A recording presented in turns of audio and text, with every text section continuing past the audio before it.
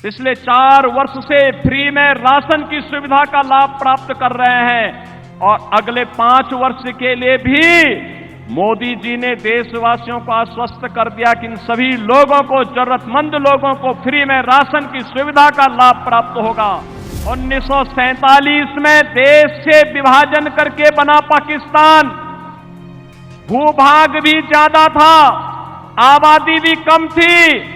आज वहां भूख के लाले पड़ रहे हैं, यह भी हम सबके सामने एक उदाहरण है। आज लोकतंत्र के महापर्व का प्रथम चरण है। जी हां, लोकतंत्र का सबसे बड़ा उत्सव आज से शुरू हो चुका है। बता दें कि लोकसभा चुनाव के पहले चरण के मतदान में 21 राज्यों और संघ शासित प्रदेशों की 102 सीटों के लिए वोट डाले जाएंगे। इसी बीच अमरोहा के गजरौला में पीएम मोदी की जनसभा हुई। पीएम मोदी के साथ यहां सीएम योगी ने चुनावी जनसभा को संबोधित किया। एक तरफ देश में लोकसभा चुनाव के पहले फेज की वोटिंग चल रही है, वहीं दूसरी तरफ अमरोहा में पीएम मोदी और सीएम योगी चुनाव हुंकार भर रहे हैं।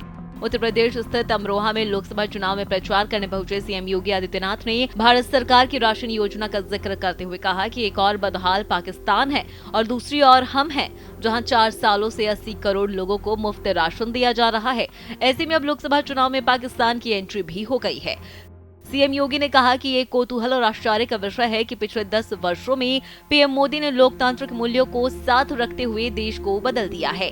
मजबूती के साथ देश के इंफ्रास्ट्रक्चर का विकास हुआ है। गरीब कल्याणकारी योजनाएं मिसाल हैं, आपके सामने है। भारत के अंदर 80 करोड़ लोग पिछले 4 वर्षों से फ्री राशन की सुविधाएं प्राप्त कर रहे हैं। अगले 5 साल के लिए भी पीएम मोदी ने आश्वस्त कर दिया है कि अगले 5 साल भी जरूरतमंदों को राशन मिलेगा।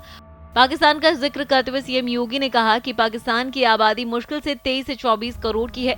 1947 में विभाजन के बाद बना पाकिस्तान का भूभाग ज्यादा था, आबादी कम थी। आज वहां भूख के लाले पड़ रहे हैं। एक तरफ बदहाल पाकिस्तान और एक तरफ हमारे यहाँ 80 करोड़ लोगों को फ्री राशन की सौगात है।